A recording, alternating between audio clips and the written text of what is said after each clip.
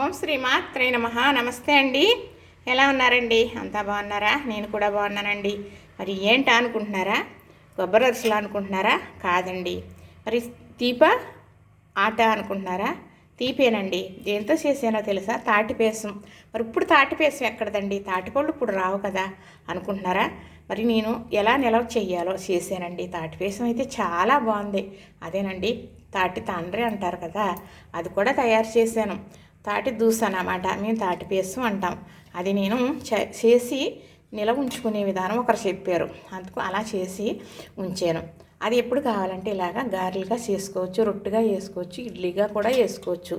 తాటిపళ్ళు వచ్చినప్పుడే కాకుండా ఎప్పుడైనా చేసుకోవచ్చు. ఇవి ఎర్రగా ఏగితేనే మంచి కరకలనాడుతూ బాగుంటాయి. నల్లగా ఉంది పక్క మాడిపోయి అనుకుంటారేమో, ఇలా ఉన్నది చాలా రుచిగా ఉంటుందండి. చక్కగా చాలా బాగుంటాయి. ఇవి చానాళ్ళు ఉంటాయి. ఏమి మామూలుగా మనం వండుకునే కొబ్బరి అరిసెలు అదే మరి రకరకాల అరిసెలు అవి చేసుకుంటాం కదా, అలానే ఉంటాయి. కానీ మరి రుచి అయితే డిఫరెంట్ ఉంటుంది. మరి తాటి దూస్ కదా, చాలా బాగుంటుందండి. సరే, చక్కగా మరి నేను 2 బాక్సులు తాటి దూసే ఎలా తయారు చేసి దాచుకుంటే నిల్వ ఉంటుందో చెప్పారు కాబట్టి అలా చేశాను. ఒక బాక్సు తీసి ఇలా పిండి వంట వండాను, పండగ కదా అని. అయితే చాలా బాగున్నాయండి, చాలా ఈజీ. అయితే ఇది అస్సలు నూనె ఐటమ్ కాదండి. కొంచెం కూడా నూనె అస్సలా లాగదండి, లాగలేదు. చక్కగా ఇది బెల్లం కొబ్బరి కొంచెం వేసానండి. తాటి దూసి తయారు చేసి నిల్వ చేశాను కదా, అప్పుడు బెల్లం వేసి ఉడికించి దాసాను. ఉడికిన తర్వాత చక్కగా ఉడికించాలి. అది కొత్త ఉడుకుతుంది అనమాట. బెల్లం వేసేసి తాటిపేసంలో ఉడికించేసి చల్లారిన తర్వాత బాక్స్లో పెట్టి డీ ఫ్రిడ్జ్లో పెట్టేసుకుంటే మరి సంవత్సరం అంతకాలం మనం ఎప్పుడు కావాలంటే అప్పుడు వాడుకోవడానికి చాలా బాగుంటుంది అని ఒకరు చెప్పడం జరిగింది. అందుకు నేను చేయడం జరిగింది.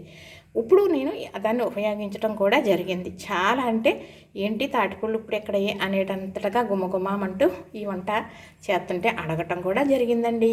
అయితే తాటి తాండ్ర తయారు చేస్తాం కాబట్టి ఆ తాటి తాండ్రతో తాటి హప్పాలు అని ఇలానే వండుతారు.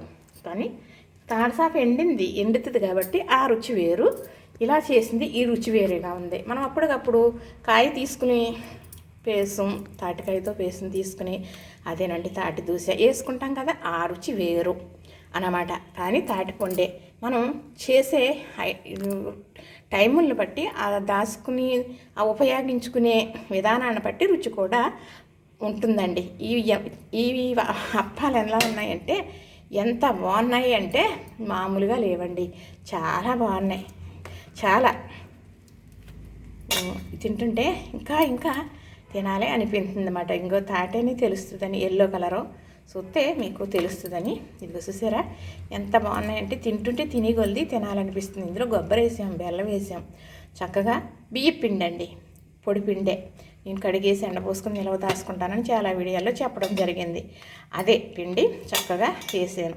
వేసి సరిపడగా ఇలాగా తాటగా చేస్తే బాగా వేగుతాయని బాగా తాటగా చేయడం జరిగిందనమాట. చూసారా చక్కగా చూస్తుంటే తినాలి అనిపిస్తుంది కదా, ఎంత బాగున్నాయో. మరి అలా చేసుకుని ఉంచుకుంటే ఇలా చేసుకోనాక అవుతుంది. మరి ఇలా చేసుకోవాలంటే మరి తాటి దూసి ఉంటేనే కదా చేసుకుంటాం. నేను దాసాను కాబట్టి చేశానండి. అందరికీ ఇలా అవుతుందని చెప్పను.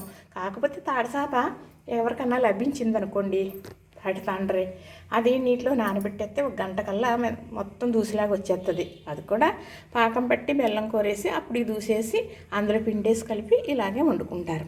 ఇంతేనండి, పూర్వం ఇలా చేసుకునేవారు. కానంటే నేను తాటి దూసే దాయటం అయితే జరిగింది. చక్కగా చూసారా మరి ఎంత బాగున్నాయో, చూడటానికి తినటానికి రుచి చాలా బాగున్నాయండి. చూసారు కదా, నచ్చింది కదా, లైక్ చేయండి, షేర్ చేయండి, సబ్స్క్రైబ్ చేయండి.